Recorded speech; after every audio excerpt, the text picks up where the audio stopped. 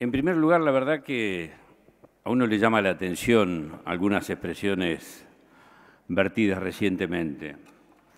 Y a fuerza de ser sincero, la verdad que es independiente si hay algunos que quieren lavar culpas del pasado o en verdad ayudar con la actitud de votar este proyecto. Pero la verdad que no puedo dejar de pasar una serie de mentiras, como nos tenían acostumbrado no solamente en la gestión del 2015, sino incluso antes en la campaña. Mintieron antes, durante la campaña, mintieron cuando gobernaron y parece que quieren seguir mintiendo.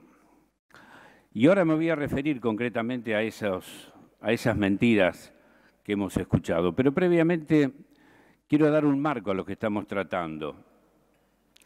Esta ley habla de la restauración de la sostenibilidad de la deuda pública argentina.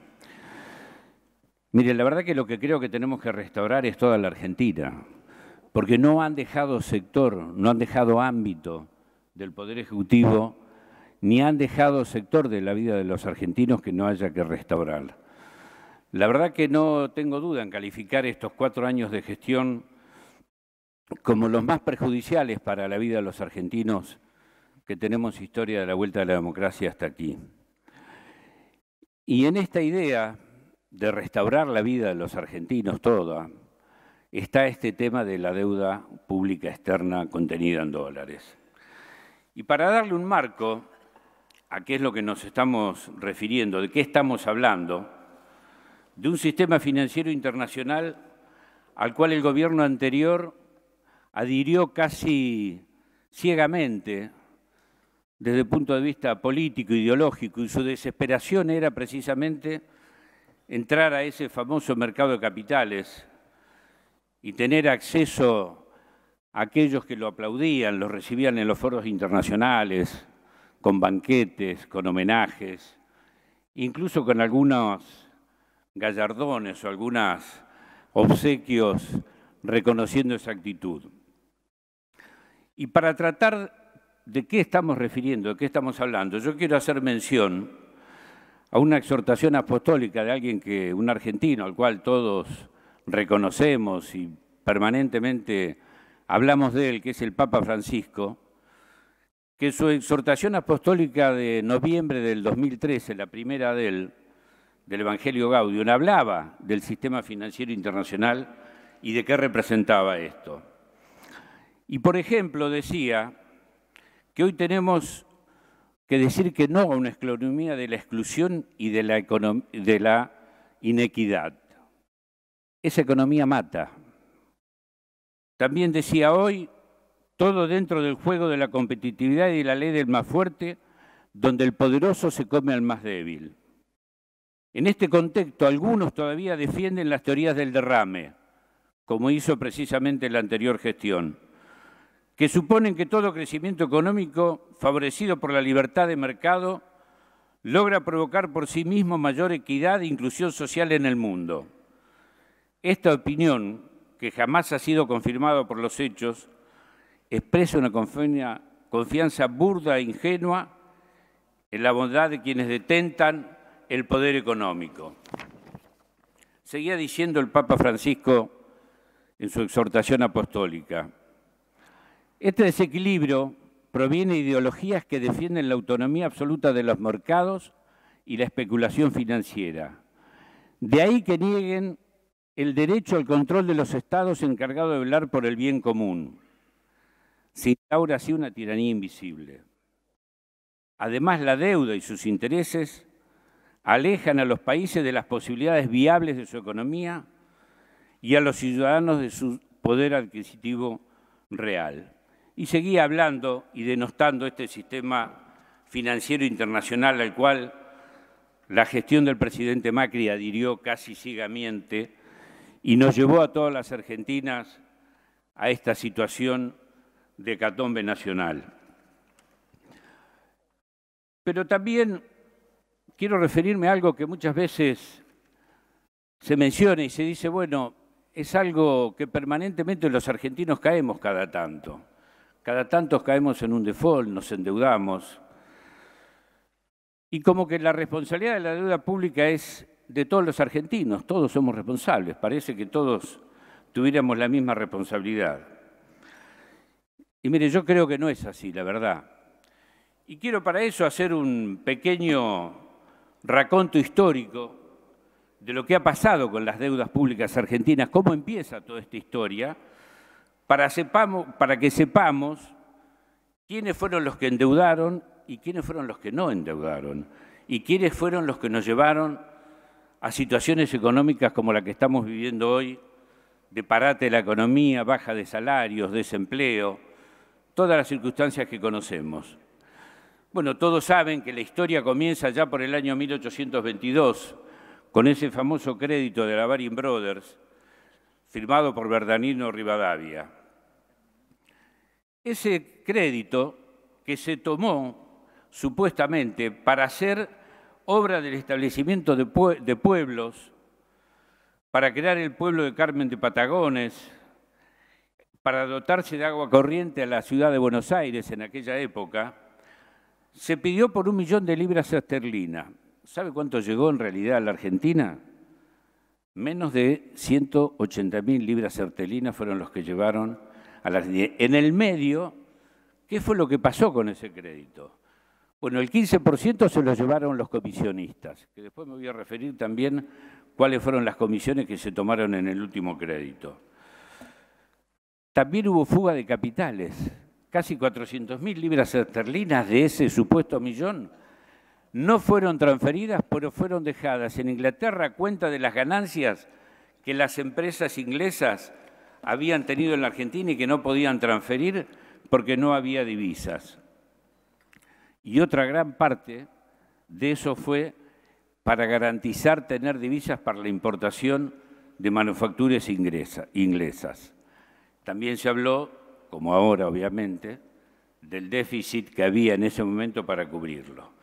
120 años se tardó en pagar este crédito. Lo terminó de pagar Juan Domingo Perón durante su primer presidencia.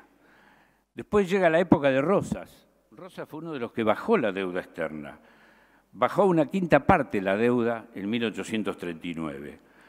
Dictó una ley de aduanas y una ley de defensa de las manufacturas. Y además llegó a un acuerdo y pagó parte de la deuda que se había contraído durante los gobiernos anteriores.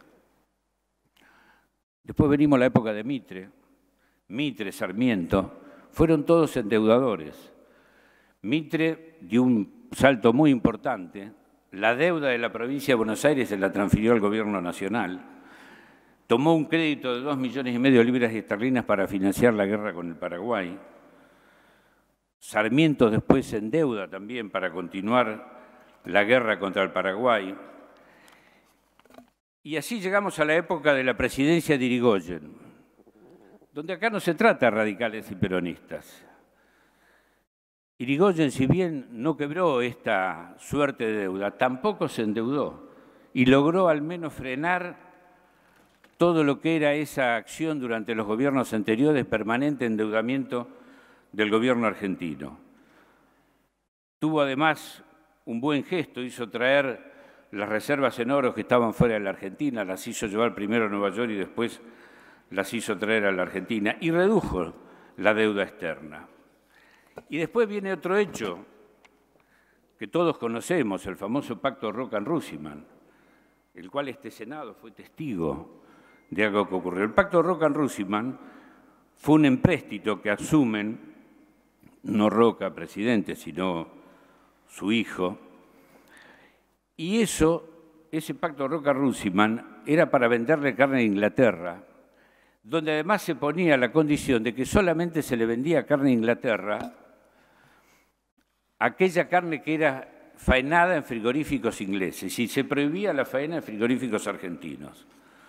Y esto dio lugar a un hecho trágico que ocurrió aquí en este recinto, por acá cerca habrá sido seguramente, que fue el asesinato del senador Enzo Bordaguerre, cuando se lo intentó, en realidad la bala era destinada a Lisandro de la Torre, porque estaba denunciando precisamente este empréstito Rockham-Rusiman y estaba denunciando en ese momento al presidente Agustín P. Justo, a su ministro de Economía, Federico Pinedo, y a su ministro de Hacienda, Luis Dujau, por esta negociación inédita y perjudicial que se estaba haciendo y este hecho flagrante de violación y de corrupción en contra de los intereses de todos los argentinos.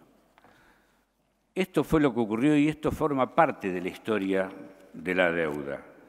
De manera que no todos los argentinos somos iguales. Hubo muchos que defendieron la soberanía argentina y hubo muchos que trabajaron para desendeudar la Argentina y para que no sigamos en esta cadena de endeudamiento permanente. Después viene la época de Perón, obviamente, cuando se declara la independencia económica. No firmó nunca Perón el acuerdo con el Fondo Monetario Internacional, no tomó deuda, pasamos a ser acreedores y llegamos a la Revolución del 55.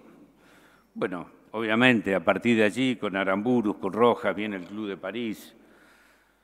En el año 1956 Argentina se incorpora al Fondo Monetario Internacional. Y bueno, viene todo lo que reconocemos de aquella época, de la dictadura militar del 55, la fusiladora. Arturo Frondizi, que también aumenta la deuda. Y después viene otro radical, que debería ser orgullo de muchos radicales, Ilía. Ilía logra reducir la deuda de la Argentina de 3.900 millones de dólares en esa época a 2.650 millones en 1965.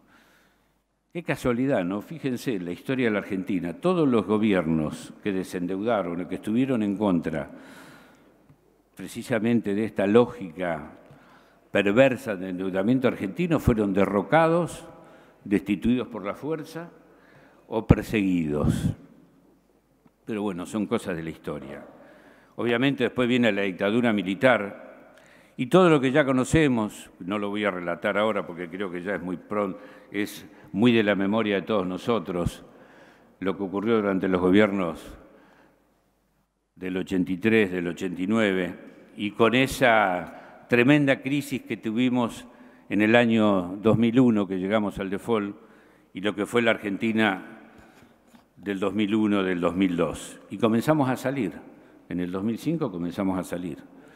Primero con ese canje de deuda impresionante que hizo Néstor Kirchner, donde logró un 76% de aceptación, donde pagó menos del 25% de la deuda, la cancelación total de la deuda al Fondo Monetario Internacional,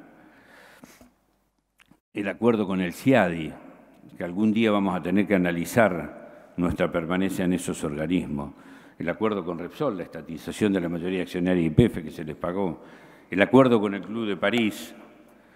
Y así llegamos al año 2015, donde una senadora preopinante recién hablaba de que estábamos en default. Mire, la verdad que el default logró una magia el gobierno de Macri. En 2 años llegaron al default, porque en el 2015 asumieron el gobierno y el verdadero default en la Argentina empezó en el 2018, cuando ya los bancos internacionales no le prestaban más y tuvieron que recurrir al Fondo Monetario Internacional. Yo recuerdo en esa época, 2016, 2017, concurrir a las marchas de conmemoración del 24 de marzo y escuchar una consigna por algunas jóvenes que la verdad que lo decían con mucha convicción y con mucha fuerza. Y decían, Macri, basura, vos sos la dictadura.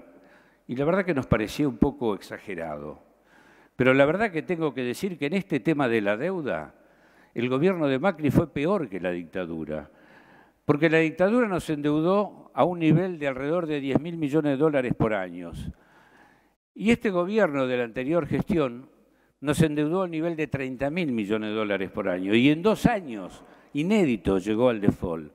Porque el default vino precisamente en ese momento, cuando tuvieron que recurrir al Fondo Monetario Internacional, porque ya, como dijo el presidente en un video que todos vimos, que sería bueno recordarlo, ¿no? Parece que ahora tampoco él es responsable. En cualquier momento van a ser los senadores responsables de las leyes que dictaron y que la política económica no tuvo nada que ver, ni el mejor equipo, como él decía, los últimos 50 años, ni él. Pero yendo a cómo encontró el gobierno de Macri la situación de la deuda, miren, en el año 2015, el 12% del PBI, de la deuda total que dejó nuestro gobierno, alcanzaba el 52% del PBI, de lo cual el 12% era en dólares. Este gobierno, al tercer trimestre del 2019, la deuda en relación al PBI es del 91,8%, casi el 92%. Pero la deuda en dólares se elevó del 12,2% al 41,9%. La deuda con los organismos financieros internacionales del 6,3% al 20,1%. Y lo que ellos tanto dicen de que nosotros teníamos una gran deuda con los organismos del sector público, intraestado, bueno, tengo que decirles que nosotros la deuda del 30,1% y la de ellos era del 29,1%, de manera que la redujeron en un punto, pero la aumentaron en casi 30 puntos la deuda en dólares y casi la duplicaron la deuda también en dólares con los organismos financieros internacionales. Esta es, señora presidenta, la realidad de lo que estamos tratando hoy. Y quiero también referirme, porque acá, como dije en la historia, no todos tenemos la misma responsabilidad. Pero también sería injusto decir que los diputados o los senadores o los políticos somos los responsables de lo que está pasando. Mire, la verdad que hay muchos responsables. Todos aquellos que aplaudieron, que se vanagloriaron, que difundieron esta suerte de endeudamiento serial de la Argentina. Publicistas, economistas, periodistas y muchos empresarios. Yo quiero referirme específicamente a ese grupo de empresarios, de ese famoso círculo rojo, que tanto daño le ha hecho a la Argentina y que fue el que aplaudió con bombos y platillos toda esta política de endeudamiento. No solamente la política de endeudamiento, aplaudió también toda la política de baja de salarios, toda la política de desaparición del rol del Estado, toda la política de liberalización de importaciones, toda la política de entrada de divisas, toda la política de fuga de capitales. Y estos empresarios, quiero decirlo con todas las letras hoy, le están respondiendo al presidente Alberto Fernández, que los ha atendido con toda generosidad, los ha invitado a la Casa Rosada. Y yo quiero venir a decir que estos empresarios que fueron responsables de gran parte de lo que nos está ocurriendo están hoy boicoteando el gobierno de Alberto Fernández. ¿Y cómo lo están haciendo? Con este aumento desmedido, desmesurado y sin absoluta razón del precio de los alimentos que han tomado o que han hecho a partir de los primeros días del mes de enero. Y yo quiero decirle a estos empresarios que tienen que darse cuenta que están jugando con el fuego, que no han correspondido a un presidente que los ha llamado con toda generosidad y les ha abierto la puerta de la Casa Rosadas, que les ha permitido sacarse fotos para que se muestren como que están preocupados por el hambre de los argentinos, y tras cartón, cuando no hay aumento de salario, vaya redondeando, por favor, cuando no hay aumento de tarifas, cuando el dólar está estable, aumentan de una manera desmesurada y desmedida el precio de los alimentos. Por eso yo quiero decirlo esto y decir que ellos también en gran parte son responsables no solo del endeudamiento y de la crisis terminal con que han dejado la Argentina, sino que hoy están nuevamente en una actitud absolutamente anti-argentina, antinacional y en contra de los intereses de nuestro pueblo, y están boicoteando al gobierno del presidente Alberto Fernández. Quiero hacer unas breves consideraciones finales. Se habló de las comisiones. Recordamos que el primer crédito era como del 15%. Bueno, mire, le quiero contar, las comisiones de la Ahora este proyecto estima como tope máximo el 0,1. Bueno, el gobierno de Macri le pagó el 1,8 de comisión a los fondos buitres, además de honorarios. Vaya cerrando, por favor, senador. Sí, voy cerrando, pero si les molesta lo que digo, lo puedo decir después. Denme un cachito más de tiempo. No le tiene que molestar la verdad. La verdad no ofende ni engaña. La verdad es la verdad. Ustedes pagaron el 1,8 de comisión. ¿Y saben a quién se los pagaron? A los bancos, al HSBC, cuyo señor Federici fue titular de la UIF. Se los pagaron al Deutsche Bank, relacionado con Luis Caputo, el amigo del alma del presidente de la Nación. Y también quiero decirles que nosotros queremos que funcione la Comisión de Seguimiento de la Deuda Pública, pero no solamente para ver cómo negocia este gobierno, que va a tener todo nuestro apoyo y seguramente va a ser muy distinto y diferente de lo que hizo la anterior gestión. Queremos que esa comisión bicameral creada por ley también investigue y nos diga con quién se tomó deuda, quiénes estuvieron de un lado y del otro del mostrador, qué comisiones se pagaron y a dónde fue destinado ese dinero. Porque mire, ¿sabe qué? También tengo otro dato aquí, oficial. La fuga de capitales, así como empezó con Bernardino Rivadavia, allá por 1822, la fuga de capitales durante el gobierno de Macri fue de 88.000 millones de dólares. Gran parte de esa toma de deuda. Y sabe usted, además, datos, ¿no? Simplemente. Hubo un blanqueo no hace mucho tiempo, hecho por el gobierno del presidente anterior,